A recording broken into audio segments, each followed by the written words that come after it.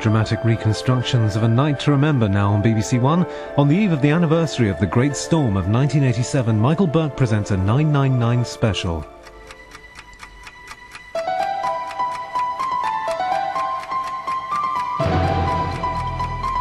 Tonight we tell several true stories that happened in a single night. We've sometimes used actors and stuntmen, but everything you see and hear is based on the accounts of the people involved. I've never been so frightened before. Never. I expected something very bad was going to happen. I thought it was the end, to be honest. So if I'd have been there 10 seconds earlier, I wouldn't have been here now. We were joking on the way up the road, saying what a silly night this was to go out, and to think that we were so close to death. It was a bit like being in a battle zone, not really knowing when the bomb was going to go off. At the end of the day, I knew I had one responsibility, and that was actually to get us home. The wind was all round me, it was a black tunnel, I couldn't see anywhere. The noise was just deafening. I couldn't hear myself scream. I remember just thinking, don't close your eyes, don't fall asleep. I remember thinking, how am I going to tell my children that their mother was dead? She just flew out the room. I'll never forget that, it's just impossible.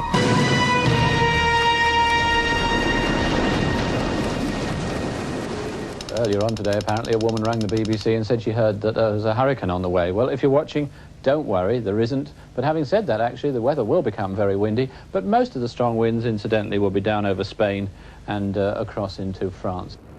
At the best of times, we tend to take the detail of weather forecasts with a pinch of salt. But 10 years ago, on the night of October the 15th, 1987, the weathermen got it spectacularly wrong.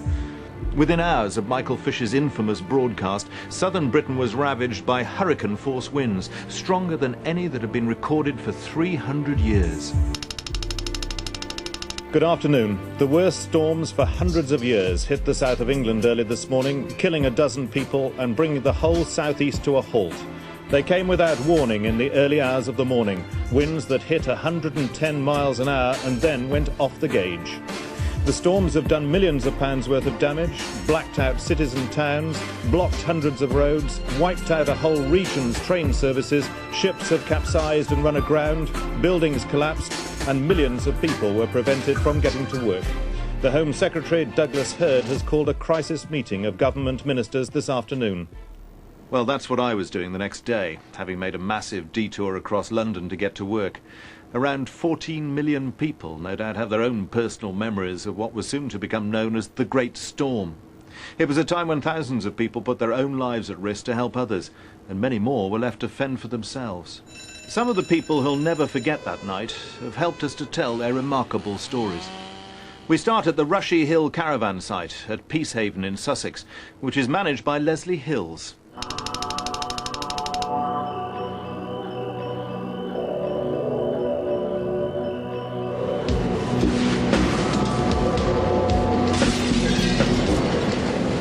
We were in bed and we heard our garden furniture go up through the window behind us, in the caravan behind us. And then the van started rocking, so I said to her, come on out. The night before we had 210 caravans. In the morning we had one left. One of Rushy Hill's 210 caravans was owned by Mahendra and Raj Gangwa, who were looking forward to a few days' holiday in the bracing sea air. We went to bed, the wind started getting strong, and the caravan was shaking. There's something wrong. It's all right. It's only a strong breeze. No, Mahendra, it's not just the breeze. This happens every year, this time of the year. It did bother my wife a little bit, and she actually advised me that we should go back home. But I had watched the weather forecast, and I was hoping that the wind has reached its peak and is going to die down. We heard some objects hitting our caravan, so we came out of the bedroom, and my wife went to the front, and I was in the back. I was near the kitchen, actually. Mahendra, are we going to be...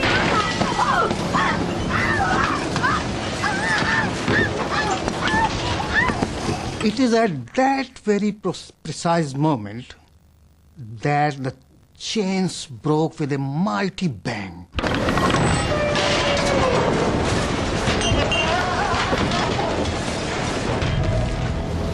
I remember I was thinking, I'll just be crushed to death. And strangely enough, I started preparing myself to die at that time, will you believe?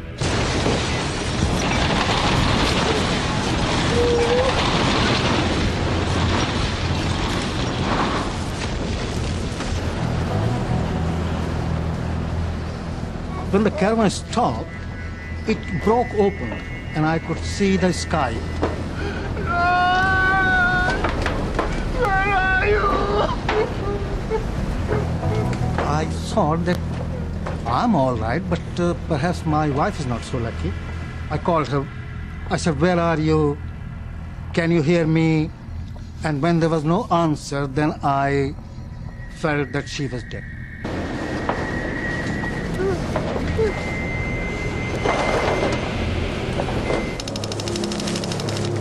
At Cowden, near Edenbridge in deepest Kent, nature was about to take its course at the home of John and Julie Pell.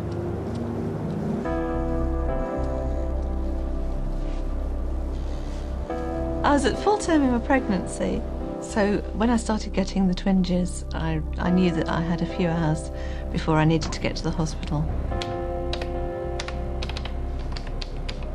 I got up, went downstairs and tried to occupy myself and started doing some accounts. And then the contractions started getting stronger, so I thought I would wake John up and make preparations for getting to the hospital. Yes, that's right. It's Mrs. Julie Pell. I got showered and dressed into my best maternity dress and my new high heels. But looking back, that wasn't such a great idea. I opened the back door and literally we were almost blown over. I thought, this is not funny. And the car was actually rocking from side to side and I could feel there was some kind of problem there. Although saying that, it was not until we actually went further into the journey that we discovered how big a problem it was. Pembury Hospital is 3/4 of an hour away from our house. It's a journey I know very well. We travelled for about 2 or 3 miles, a few twigs on the road. Gradually, as we went further into the journey, the twigs became bigger. A few branches started falling off, and suddenly a major branch came along the road. Look, I'll tell you what, I'll back up and we'll go the back route through Ashurst. We turned round and I tried to make some shortcuts. And it's that point we started getting more problems. Vans are turning over all over the place. Out and down to the toilet block. I saw someone standing near me with a torch in his hand. I said, can I borrow your torch, please? Because my wife is buried under the wreckage of my caravan and I want to dig her body out. Can you hear me? I remember thinking at the time, how am I going to tell my children that their mother was dead? How am I going to tell it? Oh, what am I going to do? Oh, we're not there. With first-line teams already busy, British Transport Police were asked to get involved. When we got there, we just wondered what we'd driven into. There were caravans in various stages of destruction. The large Caligas bottles were just flying through the air, like beach balls. Sinks, clothing, everything was just sort of flying around the air. Let's go and have a look at the injured people, all right? We've got another police car coming, and then we'll have a look through the vans. Okay. Okay. The site reminded me of a battlefield hospital. It's like a scene from MASH. We had one man very badly injured. The office, what was, landed on top of him. His head was, it was just like an envelope flap. It had come off the top. It looked more serious, I think, than it really was. At the time, it was a bit frightening. When I couldn't find my wife or her body under the wreckage, I went to the toilet block to find some help. And I couldn't believe my eyes. Raj, here you are. We looked at each other in complete disbelief. I thought you were dead. I thought you were dead. She was crying. She was really crying, hysterical. But she was there. She was thrown out of the karma when the karma had rolled only once. And when she saw that the karma was still rolling with me inside it, she thought there's no way I'll be able to come out of it alive. It is impossible to describe in words how happy I felt at that time. It was as if I was the luckiest person on earth, or as if all my wishes had come true, or all my dreams had come true. There was nothing left for me to wish for, really. I was so happy.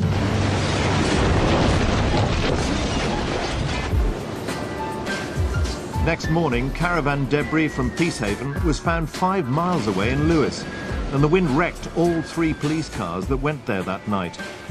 Many other caravan sites were devastated all along the coast, from Portsmouth to Clacton. Also vulnerable, campsites, electricity pylons, cranes, and high-sided lorries. Aircraft were turned upside down at local airports. It was not a night for flying. The storm hit the Channel Islands early and hard, but something was about to happen that seemed to defy the laws of physics.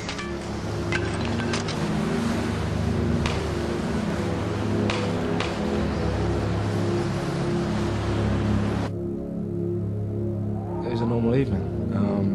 Well, it was a bit different because of my mother and father's divorce that day, but as for the evening, I went to bed, went to sleep.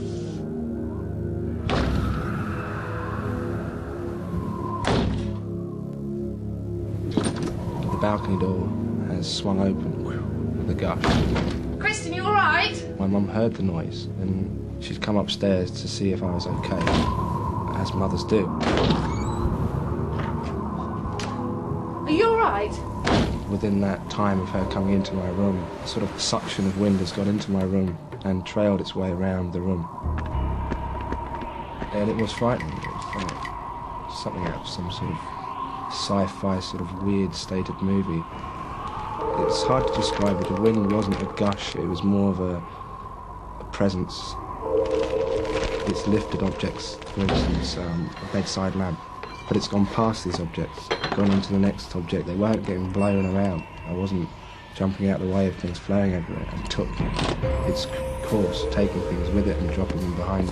And this was just happening to me in my room when my mother's arrived at my door, and I was just sitting up in bed amazed and thinking, what is going on here? We drove for another mile and a half, and literally small trees were starting to be uprooted at this point. We went further, and an oak tree had fallen down, completely blocking the road. Well, we could get round here, I think. Do you think? Here we go. Are you sure? Just hold on. Okay. To get round one tree, we had to go right round a field, and it was really very bumpy, and it was terrible agony for me. I was worried that I was going to have a baby in the car. I could feel the contractions getting stronger, and I did really start then to get into a state.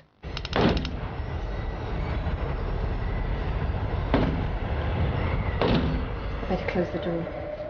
I was saying to my mum, no, don't touch the door, do not touch the door. I was actually thinking she's going to get her hands trapped. Put her hand on the door handle, and within that split second, she just flew out the room. Literally flew out the room. I knew what was outside there. I knew that my neighbour's garden was a good 15 foot below, and it was concrete. And I knew that she's not going to have a nice landing here. Mum! I'll never forget looking over and seeing my mother in that situation. I'll never forget that. It's just impossible. Mum! Please answer me! I started to shout, Mum, Mum, Mum, you know, Mum, Mum, shouting at Mum, are you okay, are you okay? Mum! For what's felt like a long time. Mum! And I just thought, that's it, my mum's dead. Well, that's... Bye-bye, Mum. as we went further and further, we were getting more and more desperate. John was driving the car into the trees to make a path through, so the pain was getting worse all the time. But we felt we just had to get through. We couldn't be lost in the middle of nowhere. Julie at this point was getting worse. She was starting to actually scream. I was beginning to panic, and there's obviously no way that anybody was going to travel along that road the next few days, let alone a few hours. The only option now was to go back to a phone box that we'd actually passed a few minutes earlier. Mum! Please answer me! Mum, please answer me! Christian! Get an ambulance! Turns out she wasn't unconscious, but she'd had a hell of a smack. She just said, Chris, get me an ambulance and make sure your sister's okay. He's asked me, where is your mother? What's the situation? Described that she's 15 foot below in my neighbour's garden, of which there was no access from my home. He was saying to me, there's trees down everywhere. It's very hard for us to get down roads. It could take a while. I've tried to wake up my neighbour. There was no response. By this time, my sister was awake and wondering what's going on. Where's Mum? Well, it's just... she's had an accident. I mean, it's nothing to worry about or anything. Where is she? She's outside. I didn't think it was going to be a problem to go to the door and close it. The wind just came from behind and it just sucked me at such a speed, and it was like being in a tunnel. Just the wind was all around me. It was a black tunnel. I couldn't see anywhere. But I felt supported. It was the weirdest thing. I didn't actually think I was in that much danger when I was flying. I thought, well, I'll be able to catch hold of something. That I didn't realise how high I was. I was flying above everything. It's a tunnel there. But the wind just seemed to change. 1 minute it was there and then it was gone. And that's when I fell. Obviously, the minute I landed, I knew I'd done a lot of damage. A lot of damage. But as I was looking up, I saw the door had actually come off its hinges and it was tottering over the top of the railings. I was so frightened of it falling on me. I mean, even in that amount of pain, I had to try to drag myself into the corner. And I was just hoping and praying somebody would come soon to help me. I rang the hospital and I basically said to them, Julie's about to give birth. We're in the middle of the countryside, trees all around us. We're in trouble here.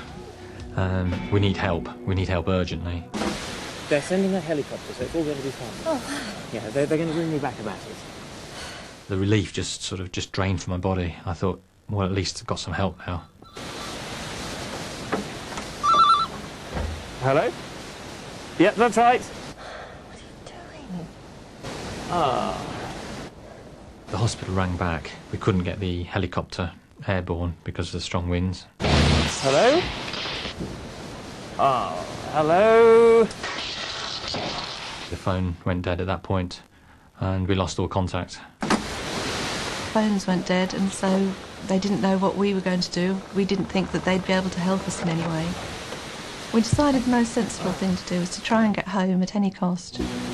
Meanwhile, Pembury Hospital called a local doctor, Jonathan Bolton, who set out with a police escort to find the Pells, hoping they would head for home. We started off obviously hopeful that we would have a fairly quick journey, but after about the first 100 yards there was a tree. I was beginning to realise it was going to be more difficult than I thought.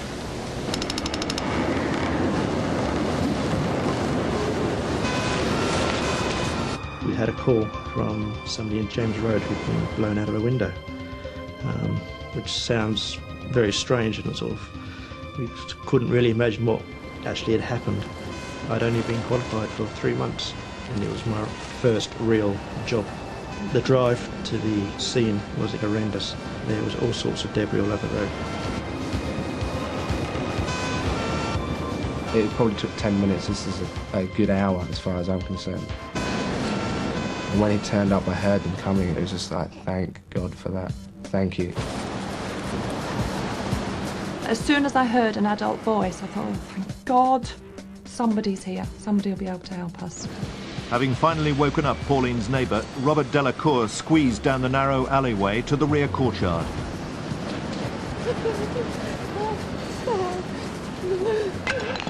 When we first arrived, she was complaining of pain to her side. and we thought she had some sort of fracture to her pelvis. The thing that I remember most about that night was the noise, which was just deafening. It was a bit like being in a battle zone, not really knowing when the bomb was going to go off. I'm in complete and utter bewilderment. I don't really know what's going on. In the blink of an eye, my mother's now lying 15 foot down on a slab of concrete in pieces. I sort of realised that she's in the best hands. I mean, what more can you do? We realised we were going to have a problem to get her out of there. Unfortunately, the wall was out of the question, so then we had to think again. The passageway was very, very narrow. It was too narrow for our trolleys to get down, and we decided to put Pauline onto our carrying chair. It wasn't ideal because Pauline actually had to sit in the chair, which, as you could well imagine, if you've got a fractured pelvis, isn't the most comfortable position to be in. The pain was incredible getting me through that passageway. That still haunts me. They got me into the ambulance. All I can remember seeing is their little faces, Christian and Natalie's. I mean, I was just so frightened for them. I was their security, and I was just being driven away in an ambulance. I certainly don't believe in ghosts, poltergeists, anything, but the experience was the weirdest thing I've ever seen. It was a ghostly presence in the room. It was quite spooky. It was frightening.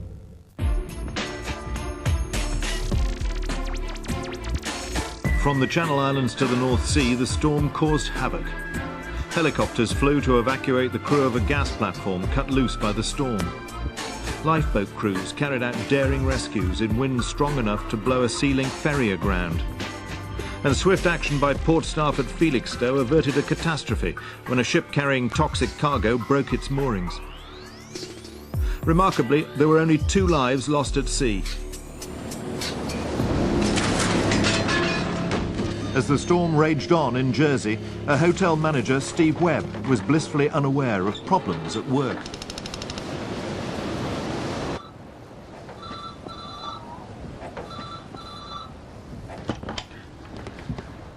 Hello, Mr. Lamb. Hello? Pinty speaking. The big problem in hotel. She's gone. She's gone. What? I recognised the voice of one of the night porters. He was trying to get over very quickly his point, which was, she's gone, she's gone. Who's gone?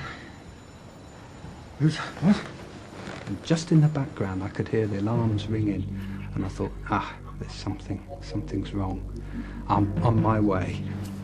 Dived into the car, and then I was aware that there was some big wind outside. There was things happening. Things were being blown around. I got outside the hotel. There was quite a few tiles on the floor, but the tiles were from the front of the hotel, and I looked up around. I couldn't see anything, so it was going into the unknown, really. Tell me what's going on. What's happening? Tell me. Is there a fire what's or going to happen is we're going to have a look at what's going on, and then we'll come back to it. We're going to tell. Right down here from our room. Won't be long. We'll sort it out in a couple of minutes. Okay. I'll be back in a couple of minutes. Let me check upstairs. Off we went to go to the staircase that led upstairs. The lighting wasn't working. It was very dark, and up we went. And as we got nearer and nearer the top, we realised that something was wrong. Come on. Oh, dear, look at this. Oh. You could just make out the darkness of the sky, and it meant the roof had gone. It's a feeling that I've never experienced before, and it's something of amazement and just thought of, oh no, what are we going to do? What are we going to do? I've lost the roof. I said, right, let's check the rooms. Hello? Tried the first door. Again, looked up, no roof. I thought, this can't go on. Next one. Hello? I went on to another room and another room, and I got to about the 4th room, and I opened the door, and the roof was missing. And there was curtains flapping around and wires hanging down, and I was about to go out when all of a sudden I noticed that there was a lump in the bed. Amy, what are you doing in here?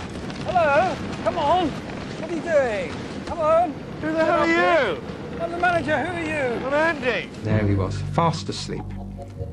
And he'd slept through everything, and I couldn't believe it. What's going on? What's in the storm? We've got to get you downstairs. Hang on. Let me get my trousers on. Okay. How you feeling? I'm all right. How are you? Whether he was worse for wear or whatever, I don't know. But he was there. And it was certainly, I had to then get him out of there. All he could think about was his possessions. What do you want to take with you? Everything. I want to get out. I want to take my case with me. Okay. This is a suitcase. Right. Oh, never mind. Leave that. Oh. Hey, where's my watch? I don't want to go without my watch. Here you are. Here it is. Off we go. I put a coat round him because it was obviously getting a bit cold. I managed to take him downstairs to join the rest of the guests. I think he was happy because I never saw him again. Never saw him again. What are you going to have? Dry martini and soda. Right. Oh, you feel a bit better now? You're okay now? Once we were aware we got everybody, we did something typically British and opened the bar and got everybody a brandy, and there was quite a few of them took the offer up. And it was lovely. It was a wonderful atmosphere, if you like. It was almost, I mean, I've never not been through the war, but I would imagine it was something like that. Hope we're insured, eh? The cost of putting the hotel back together was quite phenomenal. It was hundreds of thousands. When you see the pictures of the roof and the way it must have taken off and gone over the gardens of the houses next door, landing on cars and people, how anybody wasn't hurt, it was just totally amazing. Across a quarter of England, wrecked homes and piles of debris were a common sight. If the storm had struck by day with millions on the streets, the casualty toll might have been colossal. As it was, 6 people died in separate incidents of roofs or buildings collapsing under the weight of falling trees or chimney stacks. Hundreds more were counting themselves lucky.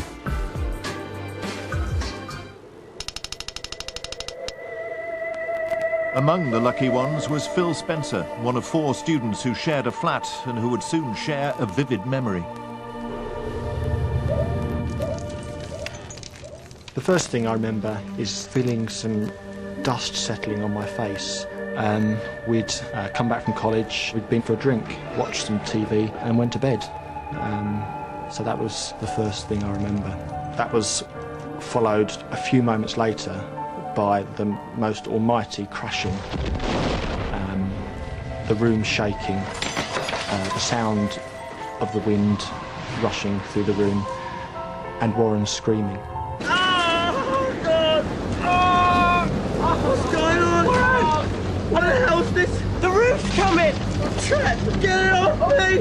2 things that were immediately obvious were the fact that there was no roof anymore. And secondly, there was an enormous piece of concrete on top of Warren, and he was in a lot of pain. Warren, I can't move my legs! How am I supposed to live? I can't move my legs! I'm trapped!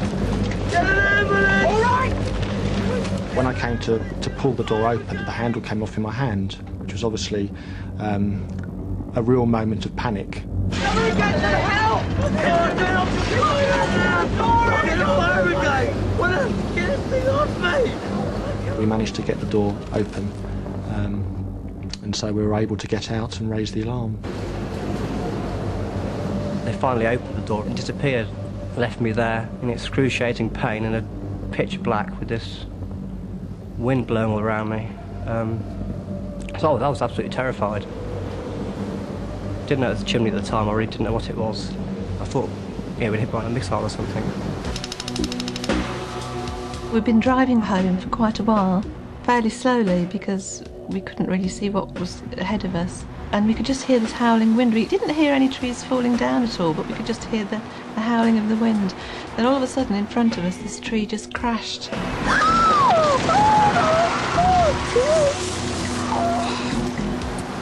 If we'd have been going any faster, it would have had us, I think.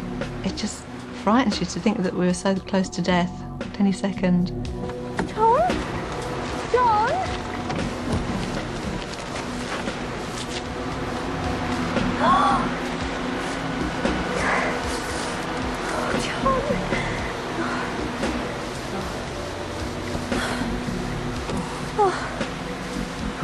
Calm down. What are we going to do? Well, we can't go forward. There's no way we can get round that tree and I can't budge it. Well, there must be another way. There's not much point in going back anymore. I mean, there's just trees everywhere. They're down all over the place. I want to get home. Oh, I think that's what we should do. I think the best thing would be to walk. No. I was actually afraid to get out of the car because I felt as soon as I moved, the baby would start to be on its way. I don't see how else we're going to get there. I mean, it's only 2 miles. No, I can't face that. We can walk where we can't drive. We can get round these trees. It's not far. You think we can make it? Yeah, of course we can. Well, we haven't got a choice, have we?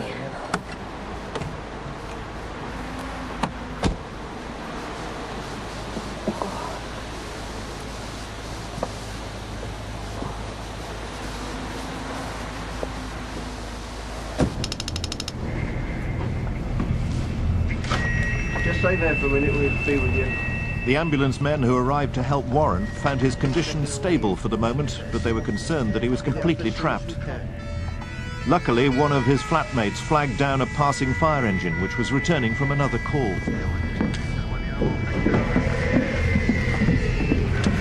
The weight of the chimney stack, which was some tons, had gone on top of Warren and pushed the bed through the floor.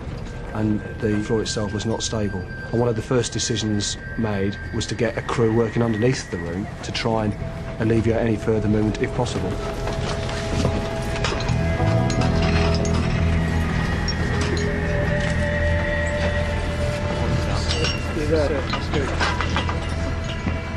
It was only when we started to actually look around and assess perhaps further details that above where the first chimney breast had come down, there was a large chimney breast of the very same size, which didn't look safe. You could actually visibly see it moving. We couldn't guarantee that it wasn't going to come down at any minute.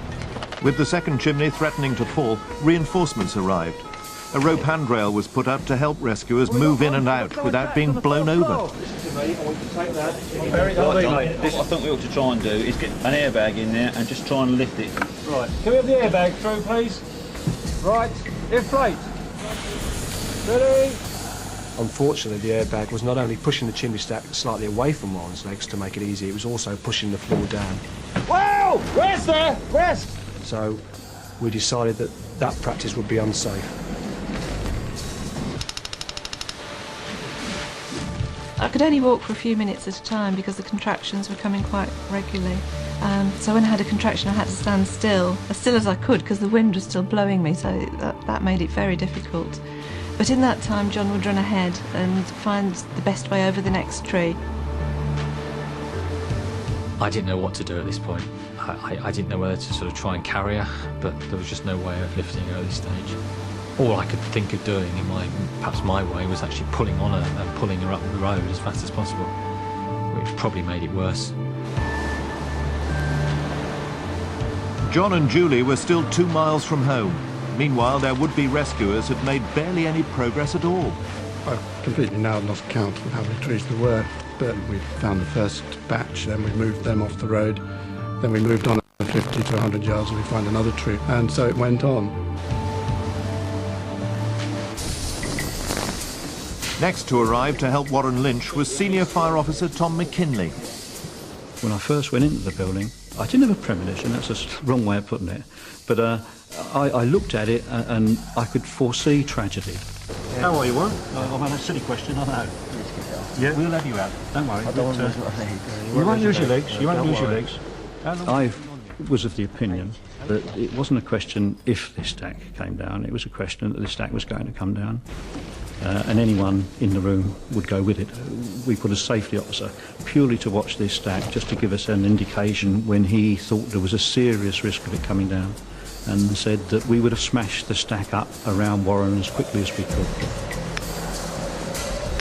When it began to break it off me, it felt like sledgehammers on the chimneys, but by then I'd been trapped for so long, I really did think I had visions of coming in with chainsaws and taking my legs off there and then. I didn't really care what damage it did to my legs, as long as they got me out with them still there, really.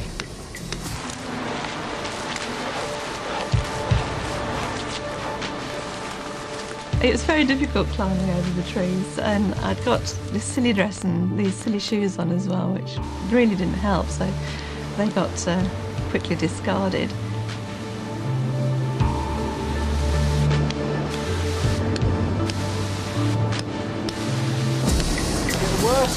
help. That's good, Barry. Morally, I had to tell the crew that I thought that they might not get through the night. Now, the wind's picking up. It's not eased off at all. It's picking up. It's going to come down. Now, I'm not going to order you back in there. It's a volunteer-owned job, all right? Well, who's going to get him out if we don't? Okay, you're Let's get okay, right, here we go. It wasn't a brave thing. It wasn't, you know, something that I'm going to be a hero, I'm going to be brave. It was more the thing that we are his only hope.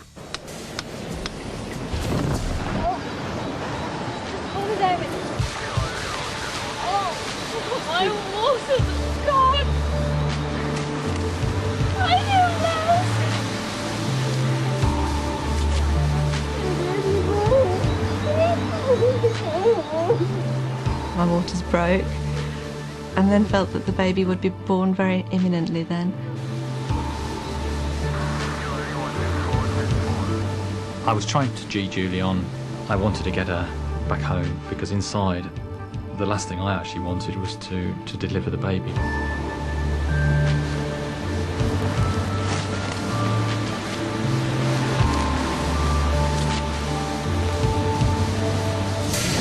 Let's get him out. Quick as you can, come on. We ripped him out of the bed and more or less slung him out of the room, almost in a panic, really, because what you don't want is you don't want the last 10 seconds to be the 10 seconds when it all comes down on you. Okay, I'll come round. Warren, effectively, is a very lucky man. He cheated death twice in one night, and there's not many people can say that. Right, down. The relief was amazing.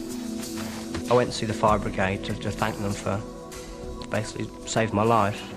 And they were telling their recollection of the evening, and they were mentioning this other chimney, which I'd never heard of. And to find that men who don't know me, they're total strangers, had gone in there to risking their own lives to save mine. It was a very humbling experience. I was choked. It was, yeah, I couldn't believe it. The emergency services dealt with an unexpected and unprecedented volume of 999 calls. Essex Fire and Rescue dealt with 5,000 calls in 2 days, a third of their normal annual total. It might have been more, but phone lines were down all over. Everywhere, additional crews were drafted in from off-duty shifts to put every available rescue vehicle on the road. Another vehicle on the road in the small hours was driven by a milkman, Keith Joy. Oh, I've been a milkman for coming up to 18 years now. I haven't missed a day yet. It might have been a bit on the late side, but they've got it eventually. Loaded up my van, set off. The wind was beginning to get up a little bit. There was 1 or 2 dustbin lids floating about, 1 or 2 branches, 1 or 2 cable telephone wires flapping about, but nothing to stop the flow, you know, and was delivering the milk, no problem at all. Started to go down the hill towards my next calls, and there was one tree with a fairly big branch had broken off, and it took me about a quarter of an hour to get past it, but managed to just squeeze through. And so I thought, I don't fancy doing that sort of thing again. Well, I'd driven about 50 yards, and there was a tree across the road, fairly big one. No way would I get past there. So I thought, well, what shall I do? Sit here and wait, or head back to the depot, make a cup of tea or something? Decided that I would turn round and head back. Gone about 100 yards, and there was another tree.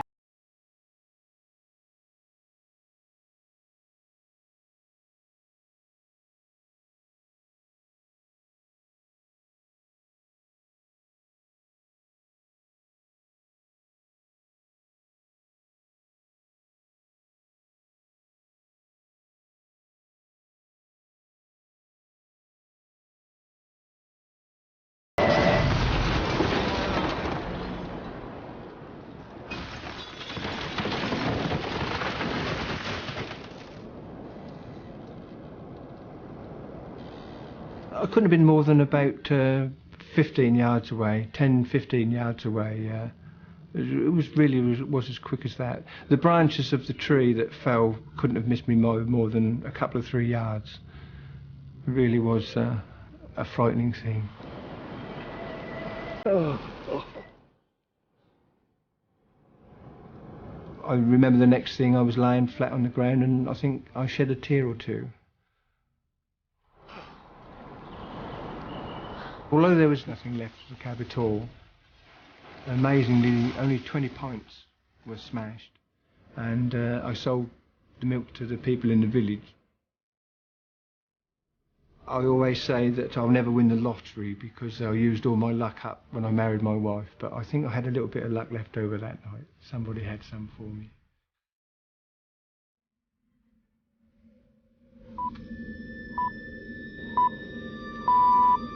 It's 7 o'clock on Friday the 16th of October. The headlines this morning: severe gales overnight have wreaked havoc over southern Britain. The appalling weather has led to scores of accidents throughout southern England. 2 firemen were killed when a tree blew onto their engine at Highcliffe in Dorset. Winds of up to 110 miles per hour have been recorded on Guernsey, and in London of 94 miles per hour, the highest since records began. No, it's not often we can use the word chaos without a slight twinge of guilt that we might be exaggerating the situation, but there is no exaggeration this morning. The south of England is in a state of chaos. That's how much of Britain woke up to the news. But in those early hours, millions of people struggled to come to terms with the devastation on their own doorsteps, unaware of the scale of it. In all, 19 people lost their lives, and thousands more had lucky escapes, among them John and Julie Pell, who finally arrived home 6 hours after setting out on a journey that should have taken 45 minutes. Get yourself into that bed. Here we go. I just want to sit down. Let me have your coat. I was so relieved to get home. I thought I was safe and everything was going to be all right now. And I climbed into my bed, and then I started to feel strange pains, and I could feel that the baby was on its way, but it didn't feel quite right to me. And I began to get a little worried that I did really need a doctor straight away, and we didn't know if there was one coming or if anybody knew where we were even. There is a touch of the Dunkirk spirit breaking through the programme this morning. No lights in the Today programme office because of the power cuts, and there's a strong smell of diesel fumes drifting through Broadcasting House because we're operating on standby generators. What about damage? You said there'd been a lot of damage. Yes, it's been widespread and the emergency services are at full strength. Southern and eastern region train services have been cancelled, and in some areas all major roads are said to be blocked. We heard them shouting outside that the police had arrived, and 2 policemen came down the drive with a doctor. There was Mrs. Pell, her husband and a friend, and they were all, I think, anticipating to have to do a home delivery by themselves until I turned up, so I think they're probably quite relieved to see somebody that knew what to do. We started chatting to the doctor, and unfortunately he confided in us that he hadn't actually delivered a baby before, which didn't do a lot for our confidence at the time.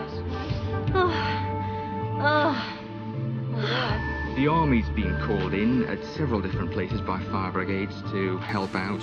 And as you say, we haven't got the full picture yet by a long chalk. I mean, there must be an awful lot of things happening we don't yet know about. Nick Marks, a keeper at Howlett's Wildlife Park, didn't yet know about something that could become headline news. I awoke early that Friday and realised that something serious had happened, and basically needed to go around and see what damage had been done. The situation could have been just total catastrophe.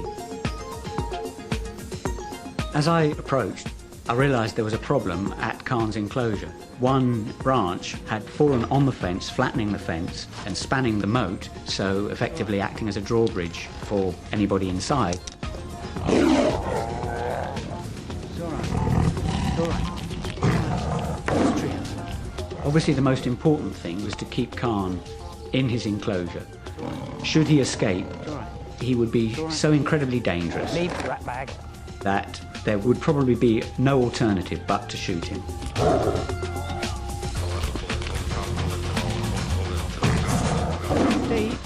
Steve, can I have a chainsaw, please, to sort this branch out? The damage he could cause in quite a short space of time would not bear thinking about. And it would obviously have, it would have broken my heart to have to destroy him. Nick, if You all right? Yeah, it's all right. Just get this out of the way. Okay. It's all right. There'll be a bit of noise. I asked for a chainsaw to be brought so that I could cut up the bough, just drop it in the moat would have been sufficient, just get it out of the way. It was just something to contain him, just for his own and everybody else's safety.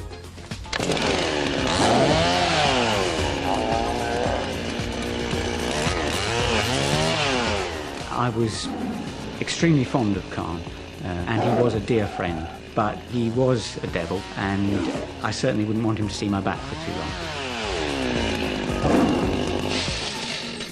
The whole episode, to calm Khan down, to send for the chainsaw, log the branch, and re-erect temporarily the fence, in all probably took about 20 minutes.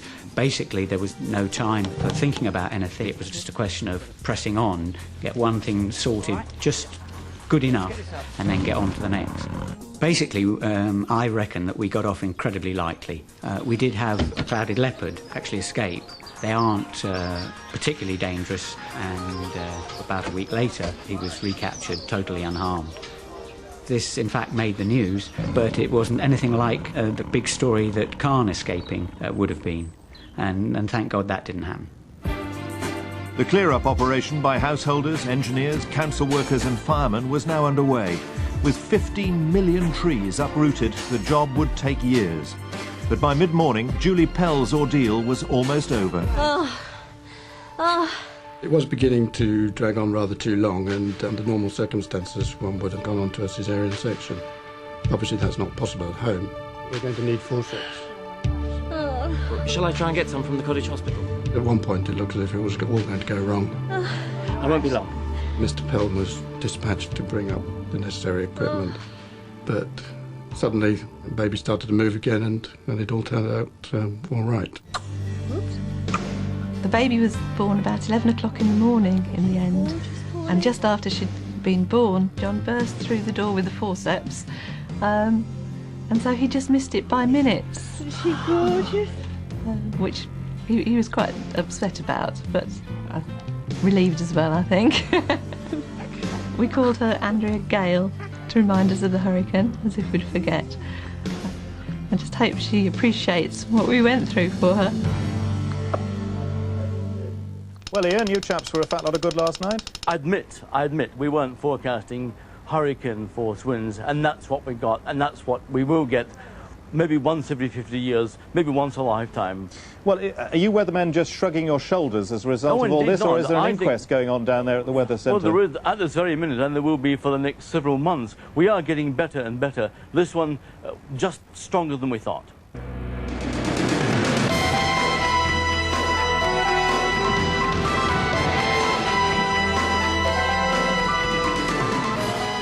Peace soon returned to Peacehaven, where stouter chains secure the new caravans, but the Gangwars now take their holidays abroad.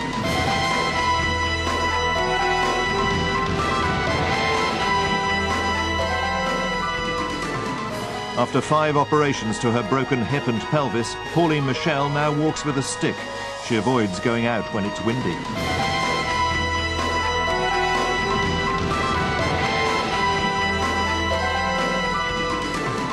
Warren Lynch escaped being hit by a 3-ton chimney with only minor injuries. The second chimney stayed up until the builders pulled it down.